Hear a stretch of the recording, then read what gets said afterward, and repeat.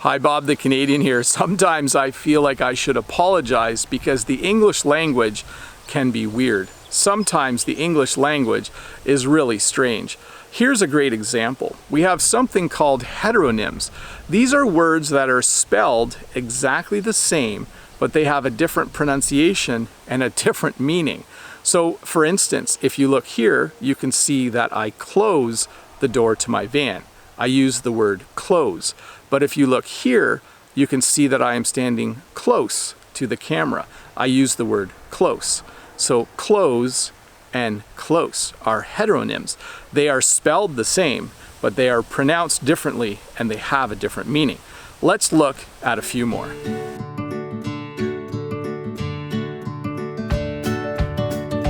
Hey, Bob the Canadian here. Welcome to this video about heteronyms, words that are spelled the same but have a different meaning and a different pronunciation. Let's look at a few more, but before we do, if you are new here, don't forget to click the subscribe button below and give me a thumbs up at some point during this video.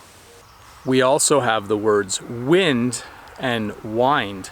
You can see here that the leaves and branches on the tree are moving because we have a little bit of wind today. The wind is blowing the leaves and branches. But here you can see that I wind up my measuring tape. I wind up my measuring tape because I am done using it and I want to put it away. So here we have wind and here we have wind, spelt the same way, but different pronunciations and different meanings. We also have the words sow and sow. They both have to do with farming.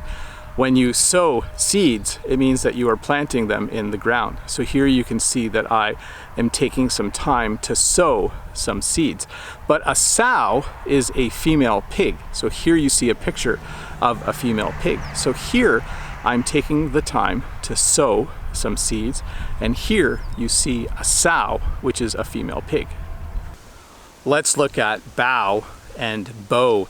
Here you can see that because I respect someone, I am going to take a bow. Or maybe it's the end of a performance and I did a really good job, I would bow to the audience. But here you can see that I'm getting ready to use my bow.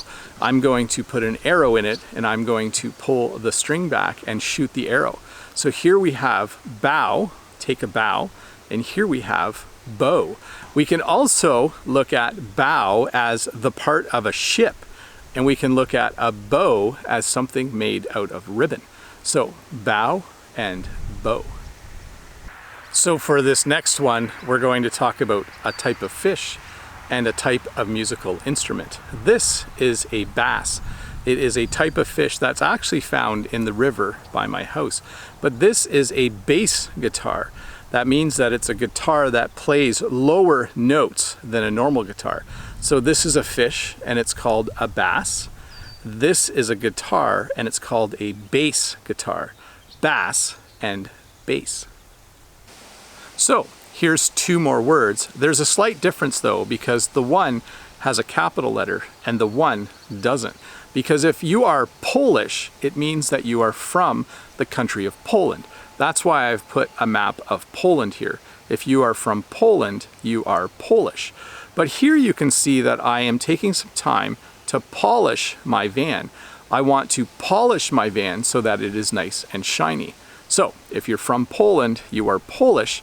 But if you want something to be nice and shiny, you take some time to polish it. Polish and polish. So when you cry, the little drop of water that comes out of your eye is called a tear. You can see here, I'm pretty upset, and so I'm crying, and there are a lot of tears coming out of my eye. But here, I wrote a test, and I didn't do very well on the test, and so I decided I'm just going to tear up this test because I'm not happy with it. So tear and tear. You can see here that I am very happy. I am very content. When we say someone is content, it means that their life is going really, really well, and they are generally happy all the time. So here, I am content. But here you see one of my YouTube videos.